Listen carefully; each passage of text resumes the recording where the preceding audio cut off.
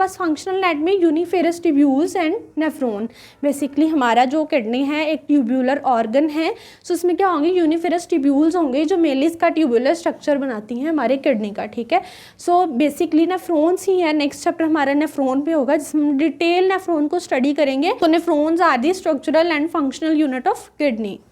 अब जो है वो हम इसकी main physiology mean functions of kidney देखेंगे। एज वी नो दैट हमारा जो किडनी है उसका मेन फंक्शन क्या होता है, यूरिन फॉर्मेशन। सो ये यूरिन फॉर्मेशन के थ्रू क्या करता है, हमारा होम्योस्टेसिस बॉडी का मेंटेन करता है। But beside main function, beside this urine formation, ये क्या करता है, सेवरल वाइटल फंक्शन परफॉर्म करता है, like homeostasis, haematopoietic function, regulation of blood pressure, endocrine function and regulation of blood calcium level. Endocrine name से indicate कर रहा है, मीन ये क्या करेगा, बहुत सारे हार्मोन्स प्रोड्यूस करेगा, इसीलिए हमने इसको क्या बोला था, ट्यूब्यूलर ग्लैंड है ये, ठीक है। सबसे पहले हम देखेंगे इसका role in homeostasis. Basically homeostasis क्या होता है, homeostasis the maintenance of the functions of body from the harms of fluctuations taking place in external environment। Main body क्या करती है, अपने इंटरनल इन्वायरमेंट को मेंटेन करती है बाहर के इन्वायरमेंट से बचाते हुए, ठीक है। बाहर वाले इन्वायरमेंट से बचाना और अंदर वाले को मेंटेन करना, इसको हम बोलते हैं होम्योस्टेसिस। और ये क्या करता है, हमारा किडनी इन प्रोसीजर्स के थ्रू जो है वो होम्योस्टेसिस मेंटेन करता है। सबसे पहले आ जाएगा excretion of waste products. Waste products बहुत सारे प्रोड्यूस करता है हमारा kidney, like urea, uric acid, creatinine and bilirubin. Urea basically हमारे पास एंड प्रोडक्ट होता है अमाइनो एसिड्स का, यूरिक एसिड एंड प्रोडक्ट होता है न्यूक्लिक एसिड का, क्रिएटिनिन जो है वो एंड प्रोडक्ट होता है मसल्स का, and bilirubin is the end product of haemoglobin. So ये सारे के सारे जिनका मैंने नेम लिया है वो क्या है, एक्सक्रीटिव वेस्ट प्रोडक्ट्स हैं, और इनको कौन प्रोड्यूस करता है, किडनी, ठीक है। और इनको एक्सक्रीट आउट कर देता है थ्रू यूरिन फॉर्मेशन। नेक्स्ट आ जाता है हमारे पास maintenance of water balance. Water balance कैसे मेंटेन करता है हमारा किडनी, अगर हमारे पास बॉडी में जो है वो लेस वाटर कंसंट्रेशन है तो ये क्या करेगा, वाटर को रिटेन करेगा। अगर एक्सेसिव अमाउंट में वाटर है तो वाटर को क्या कर देगा, एलिमिनेट कर देगा, ठीक है। अकॉर्डिंग टू कंडीशन जो है ये मेंटेन कर लेता है। नेक्स्ट आ जाता है मेंटेनेंस ऑफ इलेक्ट्रोलाइट। इलेक्ट्रोलाइट में मेनली हमारे पास सोडियम आता है। As we know that sodium is in relation to water, ठीक है। अगर ऑस्मोलैरिटी ऑफ वाटर डिक्रीज कर रही है तो वो क्या करेगा, सोडियम को रिटेन करेगा, ठीक है। मीन सोल्यूट कंसंट्रेशन अगर बॉडी में कम है तो हमारे किडनी क्या करेंगे, सोडियम को रिटेन करेंगे, मीन उसको स्टोर करेगा, एलिमिनेट नहीं करेगा, ठीक है। नेक्स्ट आ जाता है एसिड बेस बैलेंस। हमारी बॉडी में एसिड बेस प्रोड्यूस होते हैं, बट हमारी बॉडी जो है वो कॉन्टिन्यूसली एसिडोसिस के थ्रेट में होती है, ठीक है। उस एसिडोसिस को प्रिवेंट करने के लिए बैलेंस जो है वो हमारा किडनी करता है। सो हमारा kidney he only that organ है जो sulphuric acid and phosphorous acid को एक्सक्रीट करता है या एलिमिनेट करता है, ठीक है।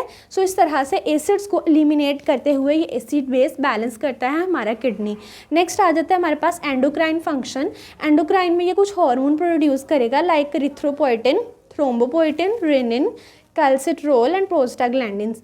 नेम से इंडिकेट कर रहा है ये थ्रोसाइड्स बनाएगा, ये थ्रोम्बोसाइड्स से। रेनिन जो है वो ब्लड प्रेशर को कंट्रोल करेगा। कैल्सिट्रोल क्या होता है, हमारे पास विटामिन डी की एक्टिव फॉर्म होती है, ठीक है, कैल्सिट्रोल और दी विटामिन डी। नेक्स्ट आ जाता है हिमेटोपोएटिक फंक्शन। मीन ये क्या करेगा, ब्लड बनाएगा, ठीक है। आरबीसीज मीन इरिथ्रोसाइट्स बनाएगा। सो हिमेटोपोएटिक फंक्शन में इरिथ्रोसाइट्स बनते हैं किस फैक्टर को यूज़ करते हुए, इरिथ्रोपोएटिन हार्मोन को, ठीक है।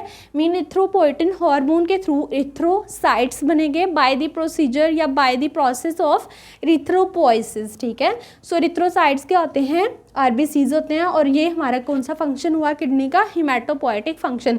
मीन किडनी इसको रिलीज करेगा या सिक्रेट करेगा तो ये फंक्शन परफॉर्म होगा, ठीक है। नेक्स्ट आ जाता है हमारे पास regulation of blood pressure. Blood pressure जो है वो रेगुलेट करता है एक्स्ट्रा सेलुलर फ्लूइड के वॉल्यूम को मेंटेन करके। दूसरा रेनिन एंजियोटेंसिन मैकेनिज्म के थ्रू, ठीक है। रेनिन कौन से, रेनिन जो है वो एक हार्मोन है और वो ब्लड प्रेशर को रेगुलेट करने में रोल प्ले करता है। इन शॉर्ट रेनिन के थ्रू जो है वो किडनी इसमें भी इन्वॉल्व हो गया, ठीक है। नेक्स्ट आ जाता है हमारे पास regulation of blood calcium level. जैसे कि हमें पता है कि हमारी किडनी ने विटामिन डी भी प्रोड्यूस किया है विच इज़ कैल्सिट्रोल। सो कैल्सिट्रोल जो है मीन विटामिन डी जो है वो डायरेक्टली एसोसिएट होता है कैल्शियम के साथ। अगर किडनीज जो है विटामिन डी एक नॉर्मल लेवल में बना रहा है, प्रोड्यूस करता जा रहा है, तो हमारा कैल्शियम का लेवल भी रेगुलेट रहेगा। अगर इसने इसकी प्रोडक्शन में या सिक्रीशन में कोई इशू कर दिया, मीन अगर ये कम हो गया तो ब्लड कैल्शियम लेवल भी रेगुलेट नहीं होगा, इसका लेवल डिक्रीज़ होगा, क्योंकि कैल्शियम की जो अब्जॉर्प्शन है ना हमारी बॉडी में वो विटामिन डी ही करवाता है, ठीक है। सो कैल्शियम की एब्जॉर्प्शन के लिए विटामिन डी का होना ज़रूरी है। सो इन शॉर्ट इन दोनों के लिंक की वजह से दोनों का सिस्टम डिस्टर्ब हो सकता है। अगर इनमें कोई डिस्टर्बेंस आई, और कैल्सिट्रोल कौन बना रहा है, किडनी बना रहा है, ठीक है। सो किडनी इस तरह से इसमें भी आ गया और इसमें भी आ गया। So these are the vital functions performed by kidney beside the urine formation. If you understand this video, so please like, share and subscribe the channel. Thanks for watching.